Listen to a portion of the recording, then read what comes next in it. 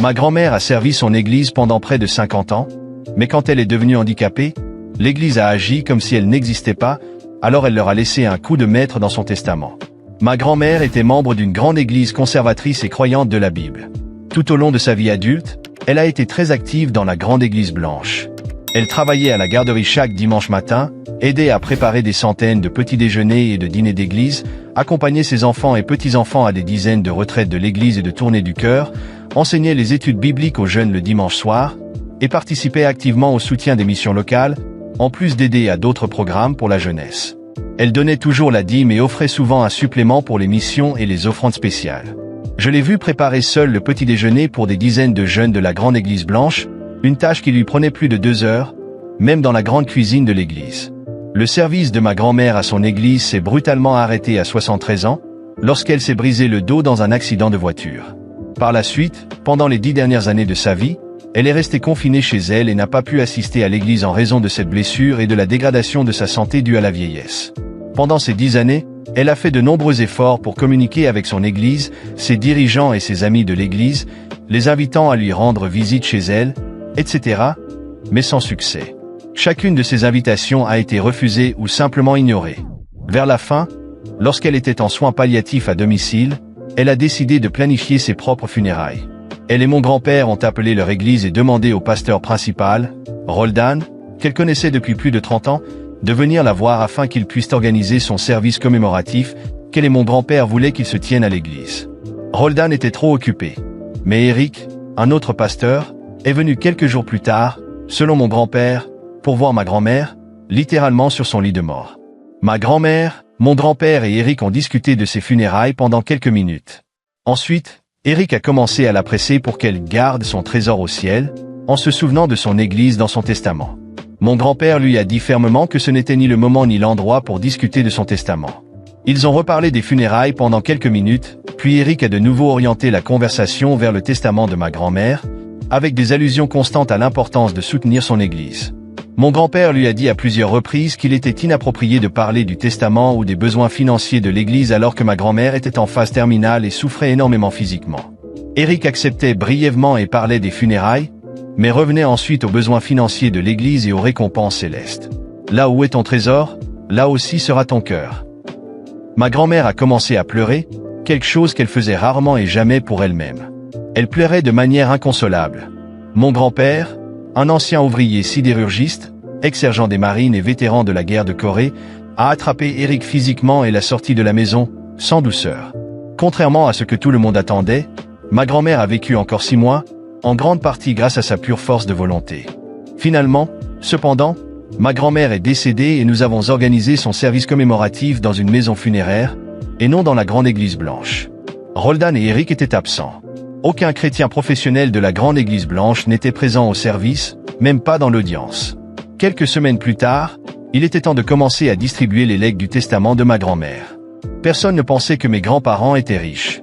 Ils avaient vécu dans la même petite mais charmante maison, dans un quartier prospère et bien entretenu en banlieue pendant plus de 50 ans, et avaient travaillé dur en vivant modestement, mais il se murmurait qu'il avait de très bonnes économies. La lecture du testament était une tradition dans notre famille car c'était l'un de ces événements qui donnait à notre grande famille une excuse pour se réunir. Nous ne faisions jamais de réunion familiale en pensant à cette tradition. Beaucoup des testaments de nos proches contenaient souvent des legs très personnels, d'objets ayant peu de valeur monétaire, mais qui représentaient la manière dont les membres décédés de la famille voulaient partager un souvenir cher avec leurs proches une dernière fois, comme un incitatif supplémentaire à y assister. La rumeur familiale circulait, encouragée par mon grand-père, que le testament de ma grand-mère contenait quelques surprises. La lecture a eu lieu dans une salle de conférence au cabinet d'un avocat. À notre grande surprise, parmi les personnes présentes se trouvaient Roldan et Eric de la grande église blanche. Nous avons appris que l'avocat de ma grand-mère leur avait dit que son testament contenait des legs non seulement pour la grande église blanche, mais aussi pour eux personnellement. Peut-être n'était-ce que notre imagination, mais mes frères, mes cousins et moi-même n'avons pas pu nous empêcher de remarquer que ces prédicateurs semblaient littéralement saliver à l'idée de la générosité de ma grand-mère. Ma grand-mère avait une grande famille, donc un nombre considérable de bénéficiaires était nommé dans son testament. La salle de conférence était un peu plus petite qu'un salon de classe moyenne. Des chaises supplémentaires avaient été apportées, tous les sièges étaient occupés et des personnes se tenaient debout dans chaque espace restant. Il y avait à peine de la place pour tout le monde. L'avocat de ma grand-mère a suggéré que Roldan et Eric s'assoient sur des chaises à l'avant de la salle, à côté de lui. Comme il y avait une grande table dans la salle, cela signifiait que l'avocat et ses deux pasteurs étaient les seuls directement en face de tout le monde. Bien que les pasteurs semblaient ravis d'être physiquement au centre de l'attention, ils n'ont pas remarqué ce que tout le monde dans la salle avait vite réalisé. Ces sièges facilitaient l'observation attentive de tous les autres et rendaient pratiquement impossible pour eux de quitter la pièce avant la fin de la réunion. Mon grand-père a été le premier bénéficiaire mentionné dans le testament, mais après lui, tous les autres legs étaient organisés par ordre croissant de valeur. Ils ont commencé par des objets sentimentaux qui avaient très peu de valeur monétaire, puis chaque petit enfant a reçu plusieurs milliers de dollars, ensuite chaque fils, fille, frère, sœur, nièce et neveu a reçu un peu plus, et enfin plusieurs organisations caritatives locales ont reçu des sommes très généreuses, etc. Les legs à la Grande Église Blanche, Roldan et Eric ont été parmi les derniers à être mentionnés dans le testament. Ils ont écouté poliment les autres legs, mais avec une anticipation grandissante au fur et à mesure qu'ils remarquaient la tendance exponentielle dans la générosité de ma grand-mère. Lorsque l'avocat de ma grand-mère est arrivé à la partie du testament qui mentionnait la Grande Église Blanche et les prédicateurs, il a fait quelque chose d'inhabituel. Avant d'annoncer ses legs, ma grand-mère avait demandé qu'il lise la déclaration suivante à tous les présents. Il a ouvert une lettre manuscrite de ma grand-mère. La lettre disait ceci. Durant les 10 dernières années, aucune personne de la Grande Église Blanche ne m'a appelé, n'est venue me rendre visite ou ne m'a envoyé un mot pour me dire qu'elle se souciait de moi.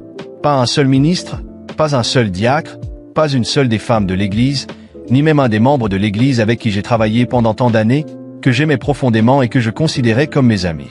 J'ai travaillé très dur pour vous quand vous aviez besoin de moi pendant de nombreuses années, mais quand j'ai eu besoin de vous et de votre Église, vous avez tous fait semblant que je n'existais pas. Je n'ai reçu qu'une seule visite, et c'était quand j'étais mourante. J'ai invité Roldan à venir chez moi pour m'aider à planifier mes funérailles. C'était ma dernière tentative, après de nombreuses tentatives que j'avais faites au cours des 10 dernières années pour me rapprocher de mon Église et de mon pasteur, que j'aimais encore profondément, même s'ils avaient clairement montré qu'ils ne m'aimaient pas. Tout ce que je voulais, c'était que mes funérailles se déroulent dans mon Église. Peut-être que certains de mes amis de l'Église, que je n'avais pas vus depuis une décennie, viendrait à la cérémonie pour me dire adieu une dernière fois. Et je savais qu'il adorait écouter Roldan prêcher, alors si c'était lui qui prêchait à mes funérailles, peut-être qu'il viendrait pour l'entendre, même s'il n'était pas venu pour me voir. Mais Roldan n'a pas trouvé le temps de me rendre visite, ni même de m'appeler pour me dire s'il accepterait de prêcher à mes funérailles. Eric est venu chez moi, mais il ne voulait pas parler de mes funérailles. Tout ce qu'il voulait, c'était que je me souvienne de l'Église dans mon testament. Rien d'autre. Juste que je pense à l'Église dans mon testament. C'est à ce moment-là que j'ai compris que j'avais permis à l'Église de me briser le cœur une dernière fois.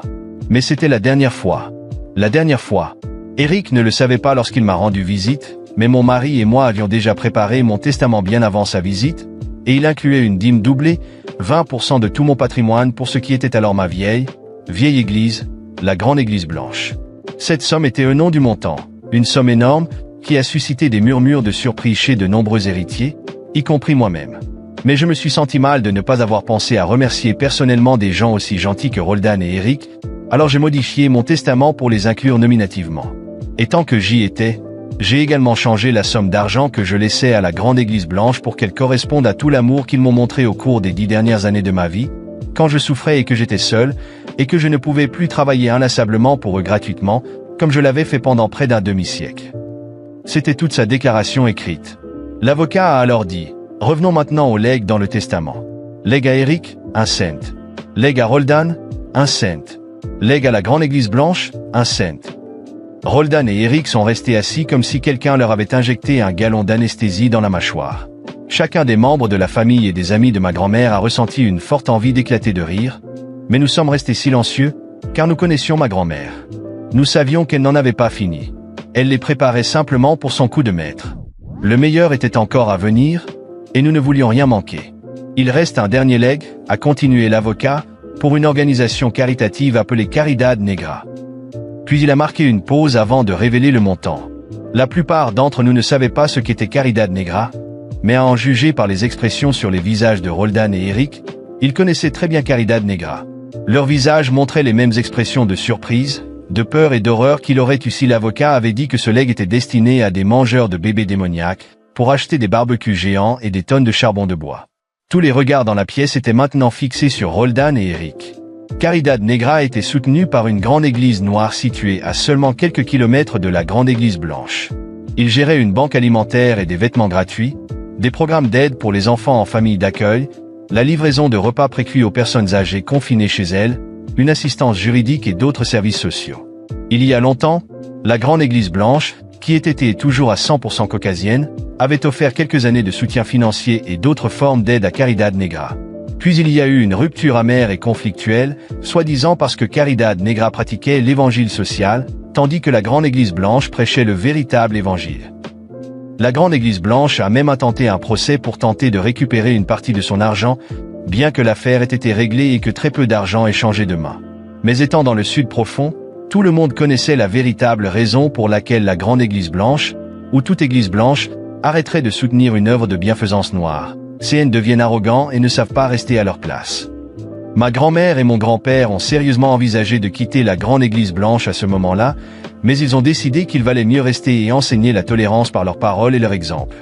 Ils savaient qu'ils ne convaincraient jamais tout le monde, mais peut-être pourraient-ils atteindre certains des jeunes de leur église blanche et briser le cycle générationnel du racisme. Ma grand-mère disait souvent, « Mon église est mon champ de mission ».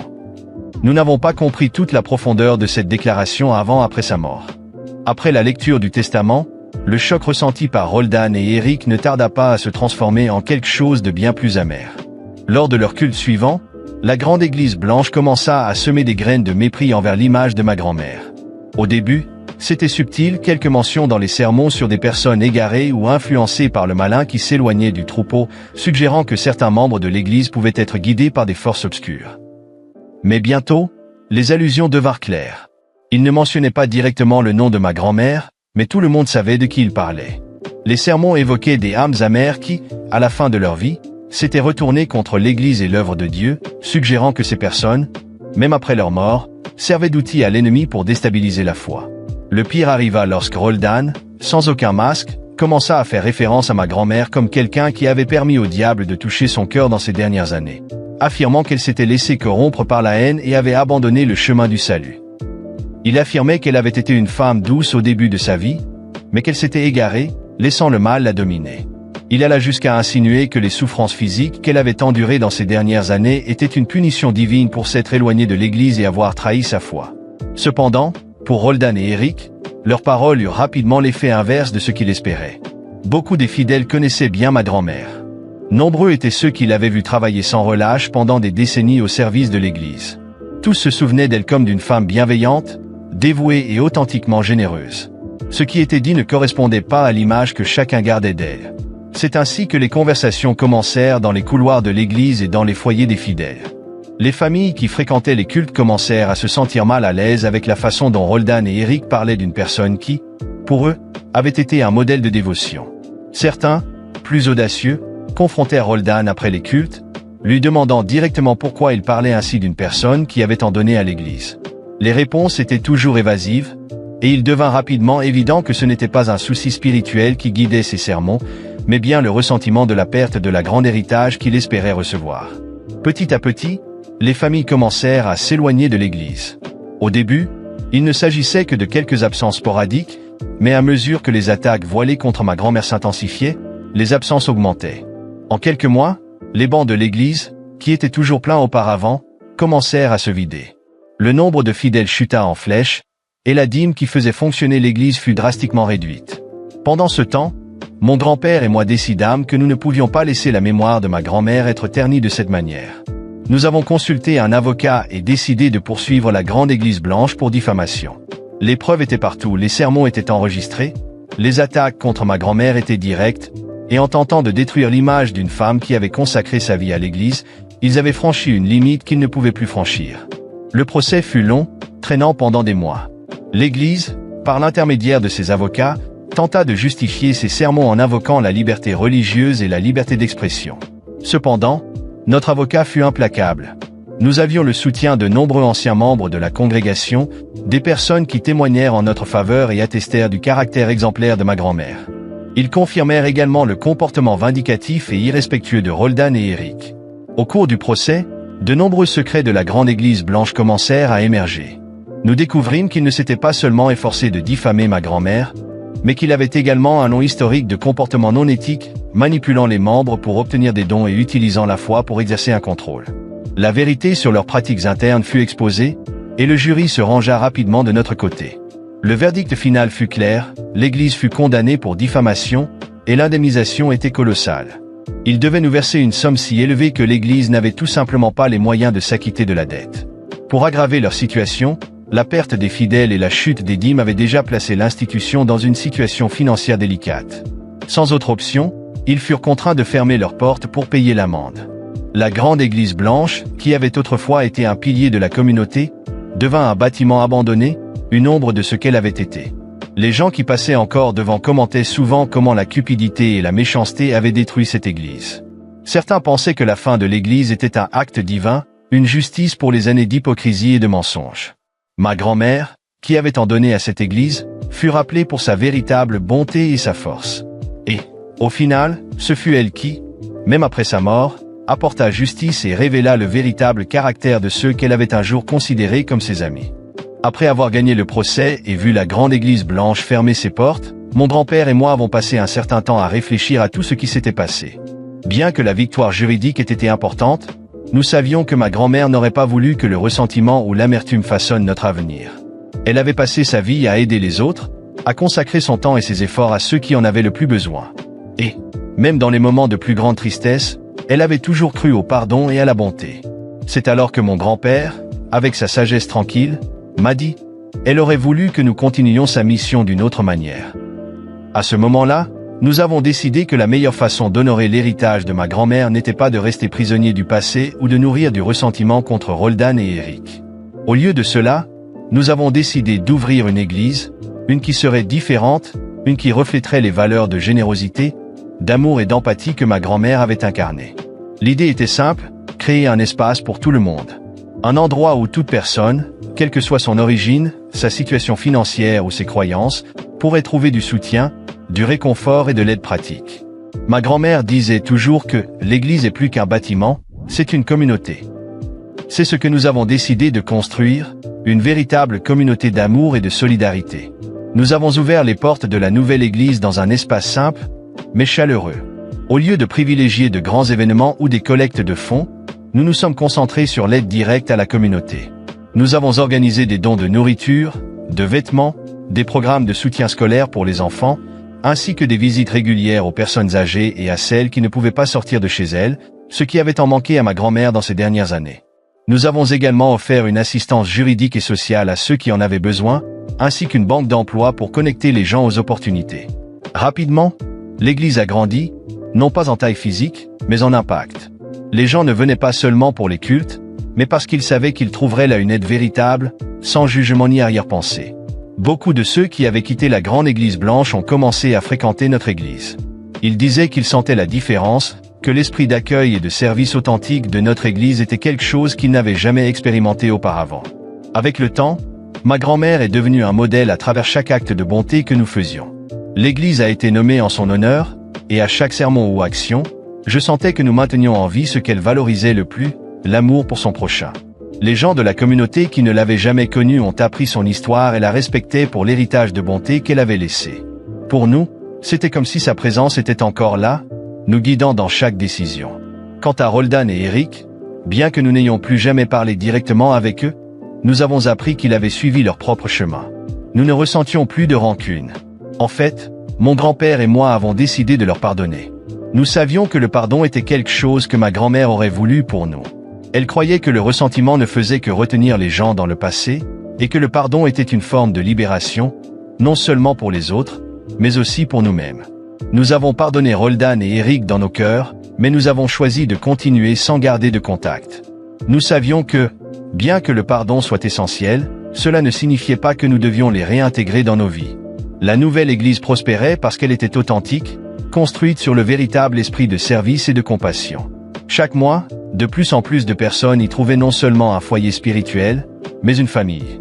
Nous nous souvenions toujours de ma grand-mère lors d'un événement annuel spécial, où nous honorions sa vie tout en aidant encore plus la communauté, en offrant des services tels que des consultations médicales gratuites, des repas communautaires et une foire de dons.